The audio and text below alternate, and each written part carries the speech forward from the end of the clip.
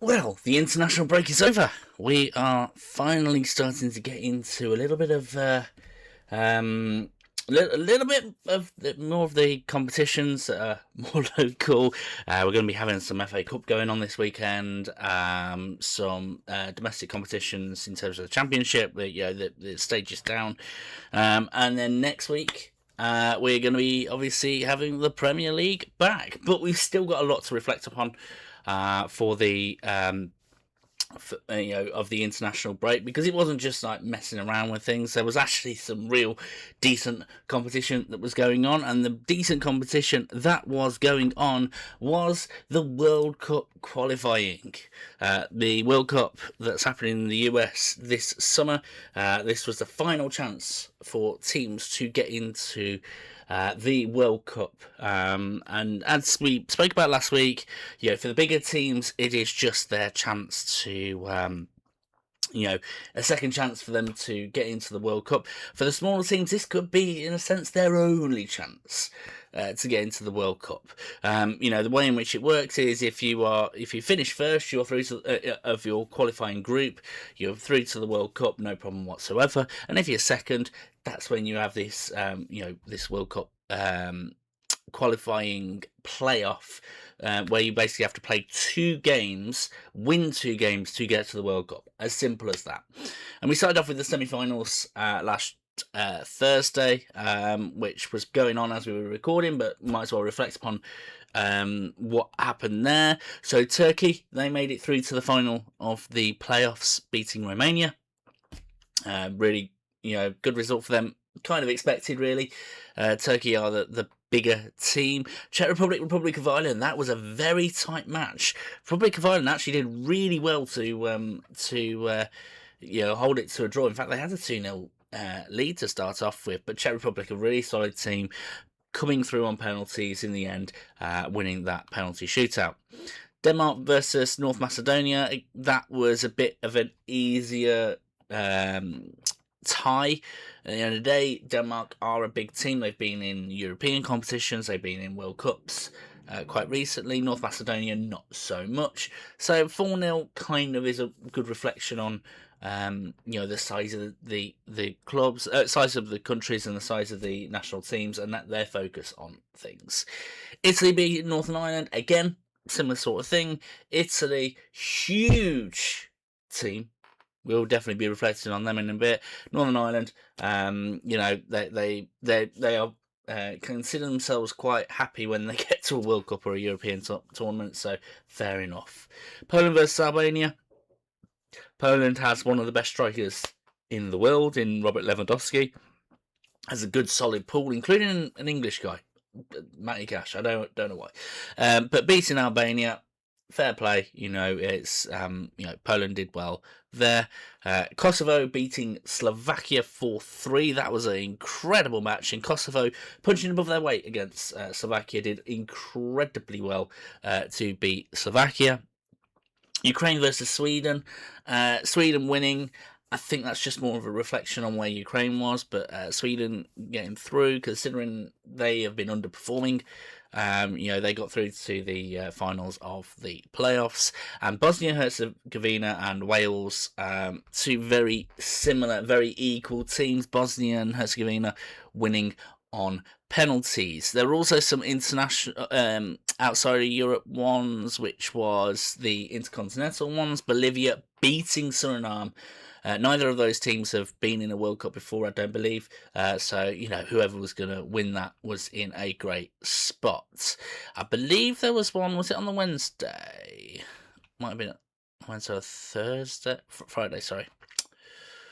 That there was another match that went on. Yes, there was. Yeah, New Caledonia versus Jamaica. Jamaica, the bigger team. Jamaica getting through to the finals of the intercontinental ones. So we ended up with what happened on Tuesday, which was the finals. And we started off with a shock, and we're going to be delving into this in a bit more detail. Bosnia and Herzegovina beating Italy on penalties. Italy, a huge team, losing out to Bosnia and Herzegovina on penalties. Incredible for Bosnia, little bit embarrassing for Italy.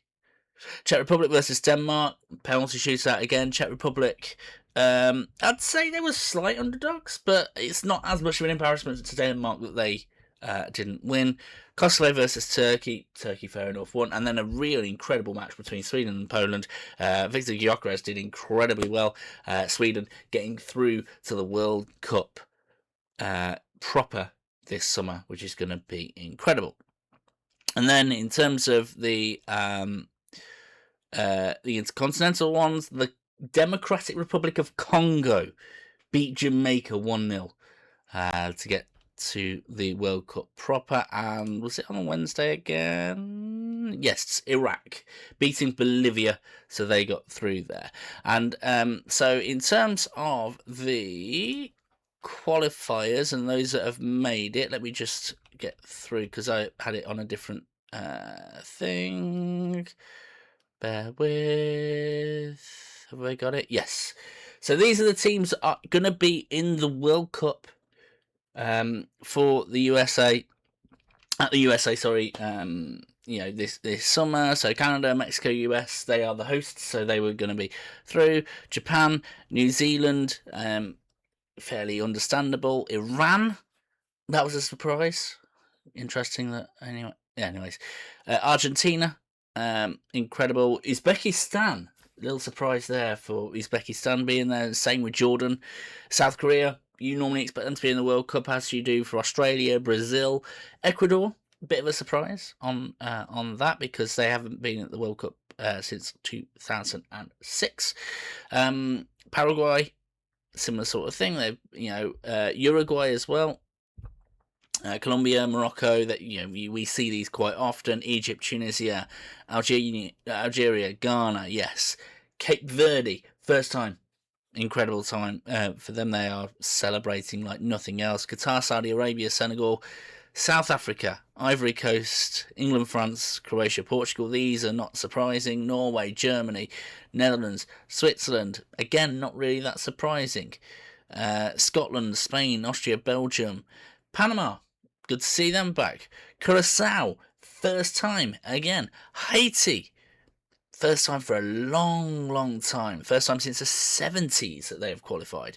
Bosnia and Herzegovina, Sweden, Turkey, Czech Republic, Congo, and Iraq. Now, here's the thing. Great. We can obviously celebrate those that have made it through to the World Cup proper. But the big story that everyone is basically talking about is Italy. Now, why? Well, the thing is that in terms of FIFA World Cups, Italy is one of the winners of the World Cup, right? And you actually look at the other World Cup teams that have won the World Cup, even since the 30s, all of them are in the World Cup now. Uruguay, they're in the World Cup.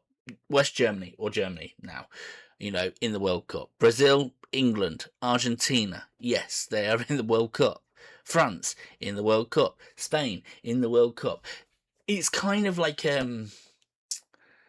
if you've won the World Cup, you've got something, obviously, really good building, so it almost feels like a given that it's unlikely that's ever going to fall away. And yet, Italy, since 2014, haven't been in a World Cup. They didn't qualify for 2018. They didn't qualify for 2022. They haven't qualified now. Now, if we were to actually do like a deep dive into those qualifiers themselves, like, there's sometimes where I feel sorry for them, and sometimes where I'm like, come on. So, when it came to the 2018 World Cup in their qualifying, they were up against, in a group with Albania, Israel, Macedonia, Liechtenstein, and Spain. Spain, one of those World Cup winners, kind of unlucky for Italy to be in that group, so finishing second, it was basically a battle between Spain and Italy as to who would be first and second. And then when it came to the actual qualifiers themselves, losing to Sweden, that's a bit embarrassing. It was a two-leg thing, but they lost out on that. So, bit embarrassing in terms of the playoffs, but in terms of the group stage, you can understand why they were in the playoffs at the very least. Then when it came to 2022, starts to get a bit more embarrassing. Italy were in a group with Switzerland, Northern Ireland, Bulgaria, Lithuania. Northern Ireland at this time weren't as big as they are, as decent as they are now. They were quite poor at that time. Bulgaria and Lithuania, it's almost like they're the sort of like whipping boys. But Switzerland, they're smaller than Italy. Italy finished second to them. So once again, Italy ends up in the playoffs. What happens in the playoffs? Italy, where are you? Lost to North Macedonia. Lost to North Macedonia. You know that team that lost 4-0 to Denmark? Italy lost to them in 2022, just 4 years ago. So they had no chance of getting into the World Cup. And then if we think about it in terms of this time, on the face of it, you think it's not quite as embarrassing as missing out to Switzerland. Norway, Israel, Estonia, Moldova. Now, Israel, on paper, a decent team, but given everything going on, you can understand why people might have been extra motivated to beat them, let's say. Norway, really, really good team. Martin Odegaard, obviously Haaland, brilliant players for Norway. Great to see them in the World Cup, and it should be the case given the teams that they had. But still, I'd like to think Italy have a stronger set section than Norway. And then when it came to the qualifiers, we've already seen it. You know that they lost out in the final to Bosnia and Herzegovina. Again, smaller team than them. Bit embarrassing. And I suppose this is the thing where I want to start, sort of considering what's going on. Because again, on the face of it, it doesn't seem like that big of it, like that crazy that to expect Italy to be in the World Cup 2026. You look at their team, right? We've got their team on the right there. Manager Gennaro Gattuso, legend in Italian football. In fact, I think he was there for the 2006 World Cup, and when they won it, in this picture. So okay, him as a manager, I'm not against or for it, to be quite honest. But look at their team. Gianluigi Donnarumma plays for Manchester City. Number 1 for Manchester City, one of the best goalkeepers in the world. Mancini, I think, is it Roma? Decent team, solid team. Bastoni plays for Inter Milan. That team that was in the final of the Champions League last year. Calafiori playing for Arsenal. Politano, I think, is it Lazio? But certainly a decent team in Italy. Barella, Inter Milan. Same point as Bastoni. Locatelli, Juventus. Wonder Kid a few years ago. Tonali, Newcastle. Again, decent team. DiMarco, Inter Milan. I referred to Barella and Bastoni. Keane for Fiorentina. Retegui for Saudi Arabia, but was considered again as a little bit of a wonder kid for Italy for quite some time. And then when we're talking about substitutions, Esposito, Gatti, Palestra, Fratesi, Cristante, Spinazzola, these are good players. This is a team that should be in a World Cup, especially when you consider the team players that they're up against. The 2 best players for Bosnia and Herzegovina, Edin Dzeko, I think he's 37. Kolasinac, similar sort of thing, about 33, 34. This is a team that would have been an easy qualifier 8 years ago, but now, not as much. This is not that, this is not a stellar team like it is Italy. So it's a little bit concerning, actually, when you think about it, when it comes to Italy. So what's going wrong?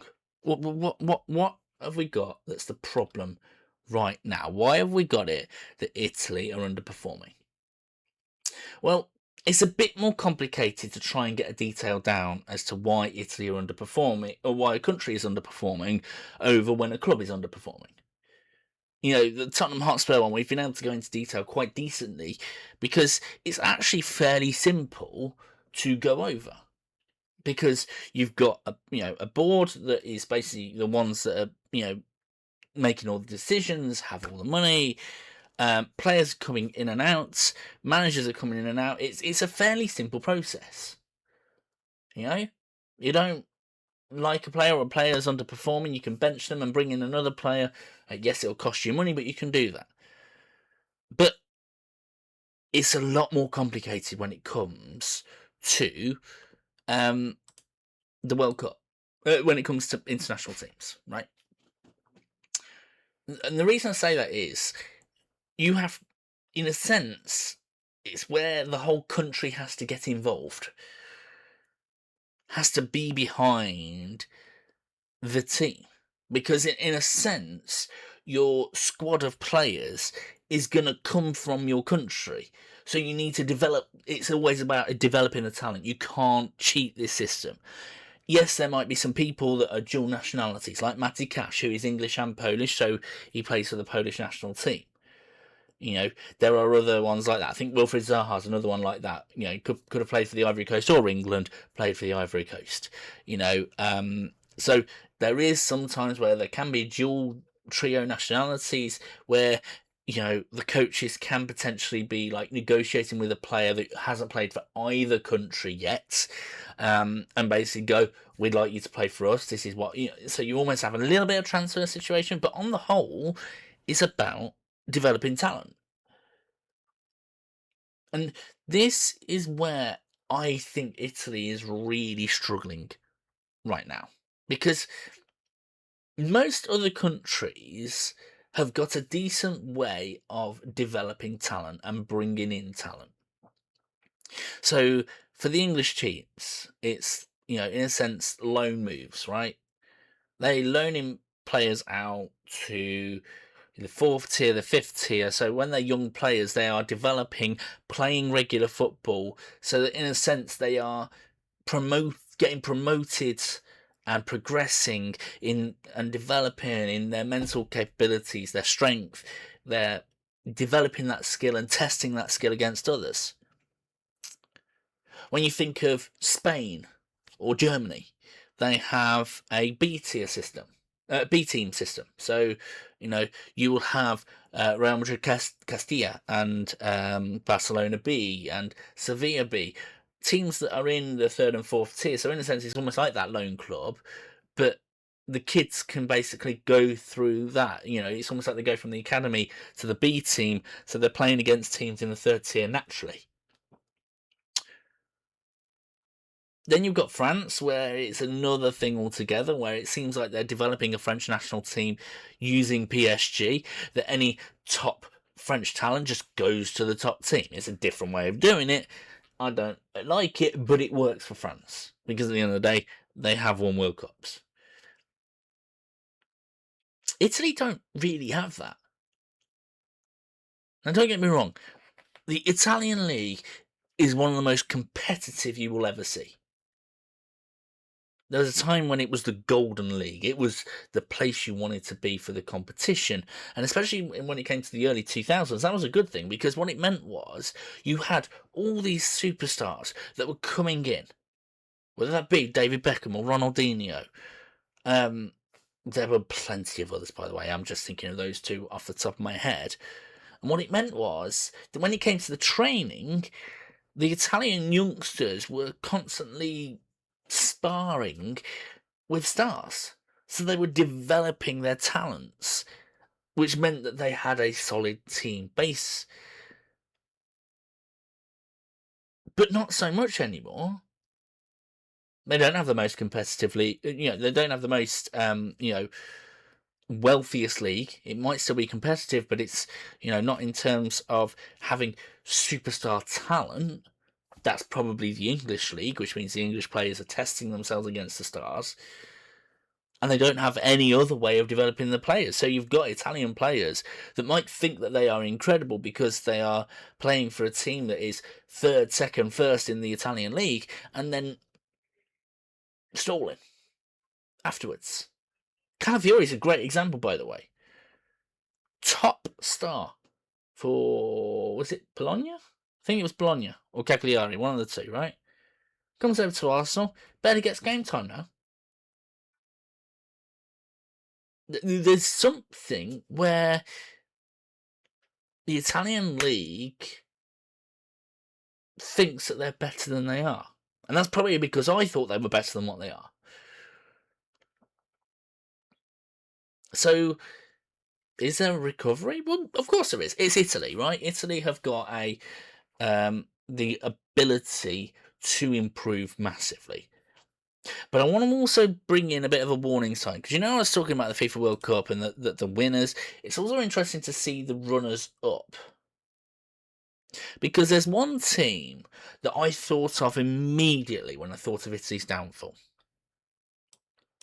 Hungary. You see, Hungary never won a World Cup. Finished runners up twice though.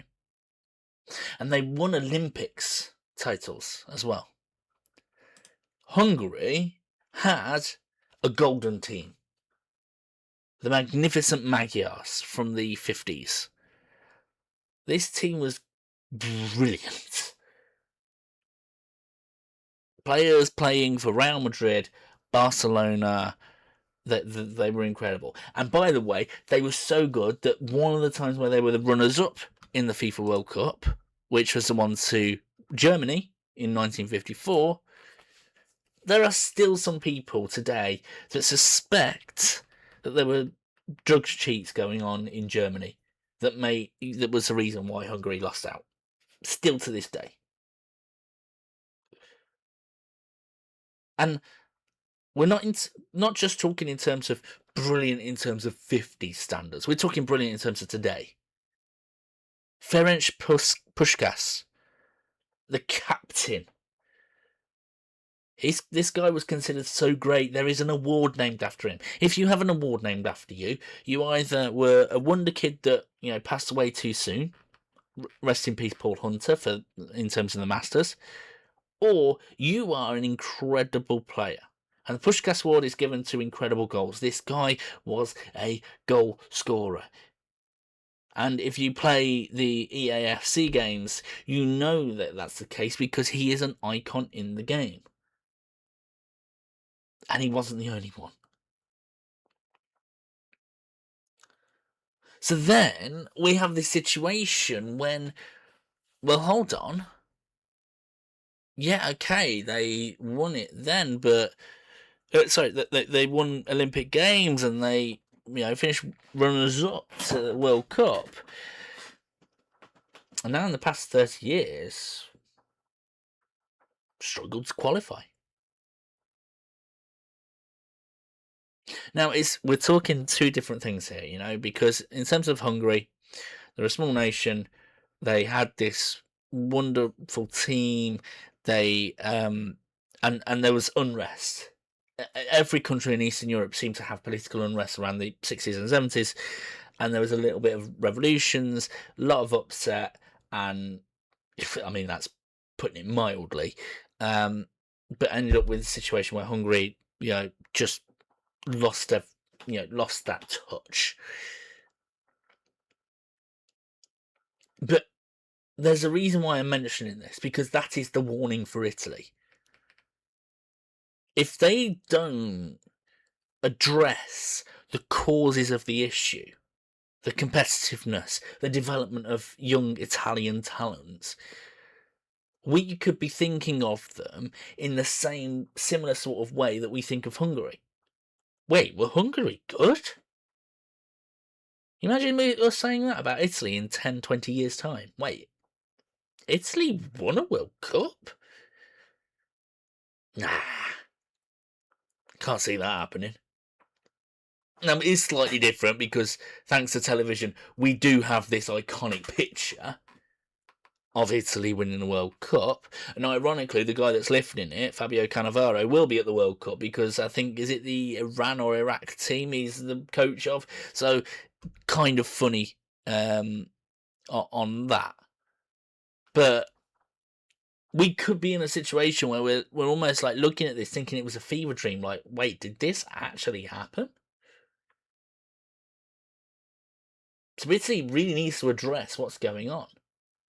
Really needs to address what's going on. And by the way, it's not necessarily just that as well. They've got great football stadiums. But actually, when you look at these football stadiums, and it's not going to show the whole thing, but they look a bit, I don't know, dated.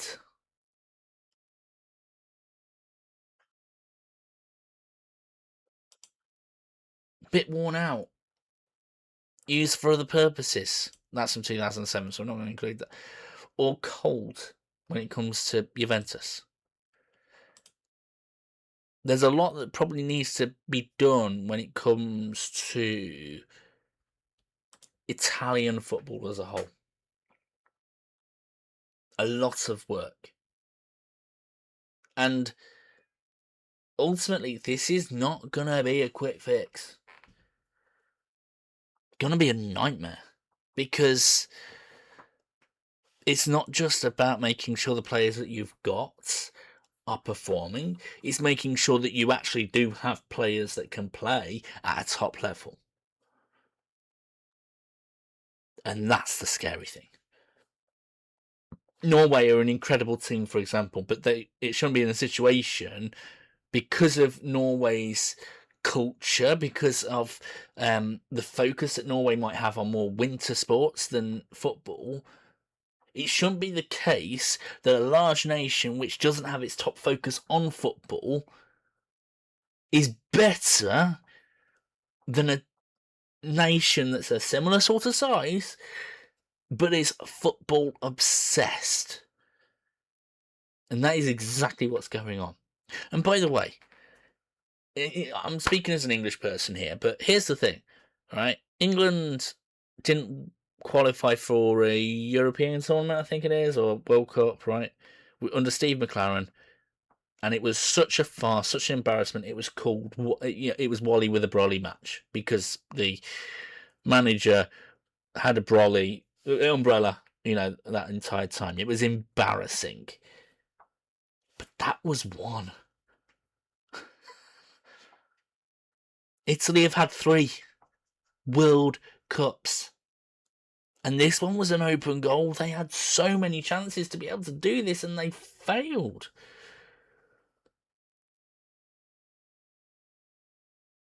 I don't know. It seems like a really, really risky and dangerous time. Anyways, before we start looking ahead to the matches, there's the other thing that happened this week. Roberto De Zerbi has taken over Tottenham Hotspur over Igor Tudor. How do I think he's going to do? I'm not sure. Now, don't get me wrong. Roberto De Zerbi is a top coach, brilliant coach. Bit fiery, but fine, right? And he's done well, right? He's done well at Brighton. He did decently at Marseille. So why am I not sure on what's going to be at Spurs? Well, let me compare the Brighton job versus the Spurs job. Brighton didn't sack their manager before Roberto De Zerbi. They had to let go of Graham Potter because Graham Potter was going to Chelsea. So they were letting go of their manager when the team was in a brilliant place. Just needed a little tweak, little spice. The meat was already cooked. You just needed to add a little garnish. That was all that Roberto De Zerbi needed to do. Add a bit of garnish. Add a bit of his flair to what was already a well-organised, well-structured, high-performing team. This is not the case at Spurs. The guy's going to have to cook himself. Adding a garnish to a crap salad is still going to make it a crap salad, right? And that is exactly what we've got right now. Roberto De Zerbi has to start from scratch, and he's got 7 games to do it. Now, what will work in his favour is the fact that Tottenham are not playing this weekend. So he's got a good 7 days to be addressing everything, to work with the players, to go, right, this is what we're going to do, this is what we're not going to do. Let's make it as simple as possible, sort things out, fix things. Right? But even still, that is a massive undertaking. And Spurs do not have easy games. Easiest games are probably Leeds and Wolves. And they are not easy games. Right? This is a challenge.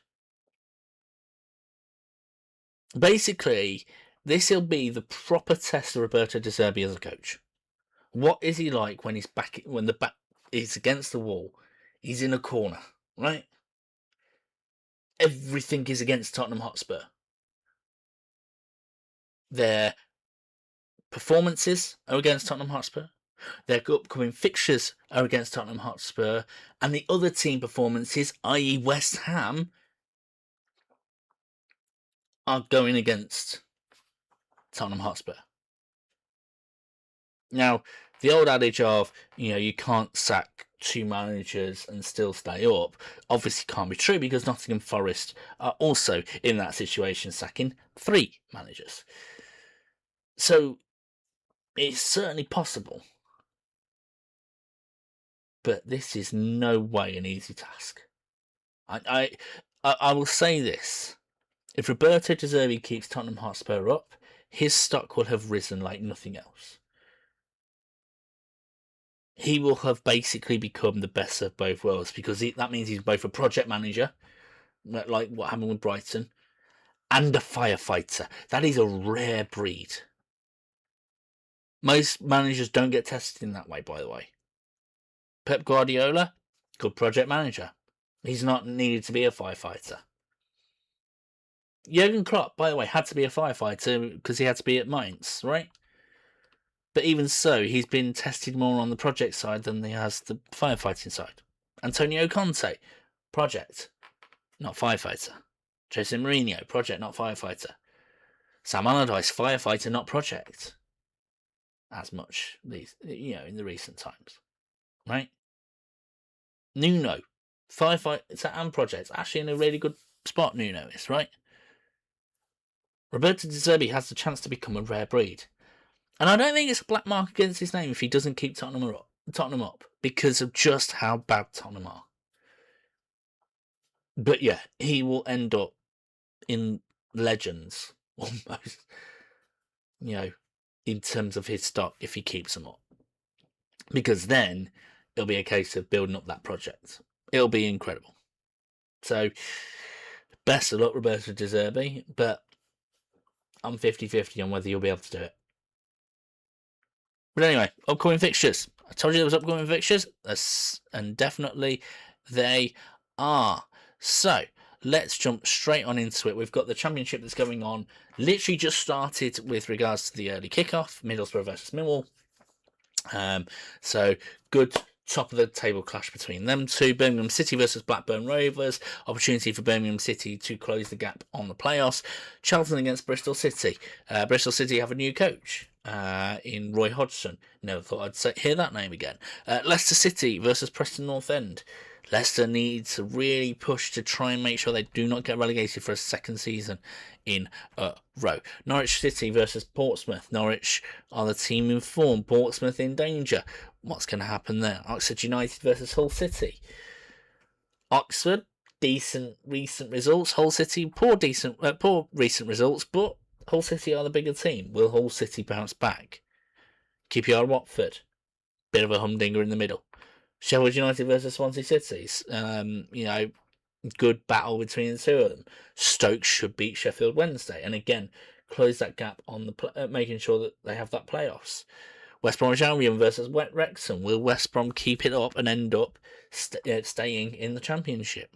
And Coventry City versus Derby County. Will Derby provide a surprise and end up in the playoffs in the end? Or will Coventry City strengthen their grip on getting promoted to the Premier League? It is fascinating times for the Championship. But then we come to the big one. The FA Cup quarter-finals. This is it now. One step away from Wembley. Whoever wins this ends up in Wembley because semi-finals and the final ends up being played at the National Stadium. Manchester City versus Liverpool. I'm a Liverpool fan, but I can't see anything other than Man City win, to be quite honest. So, best of luck, boys. Chelsea Port Vale. I'd love for Port Vale to get through to the semi-final, but Chelsea does still feel like they're the favourites. Southampton versus Arsenal. Incredible for Southampton to get to the quarterfinals, but it feels like that's going to be their last stop. Arsenal going to be going through. And West Ham, Leeds United. Good little battle between the two of them. So be interested to see who makes it to the semi-finals between those two. For some of these, it feels fairly obvious what the answer is going to be, but that's the beauty of the FA Cup. One of these will be a surprise, most likely. Watch that prediction fail. And that will be basically it. No other matches really to think about. We do have more championship matches to think about, so we've got a lot to reflect upon next week. We've already had enough to reflect upon here because of the World Cup qualifiers, but certainly a lot to consider and to think about. Love to know your thoughts on absolutely everything we've spoken about, World Cup qualifiers, the situation of Italy, Tottenham Hotspur, all that sort of thing. Feel free to like and subscribe if you enjoy this content, and until next time, take care.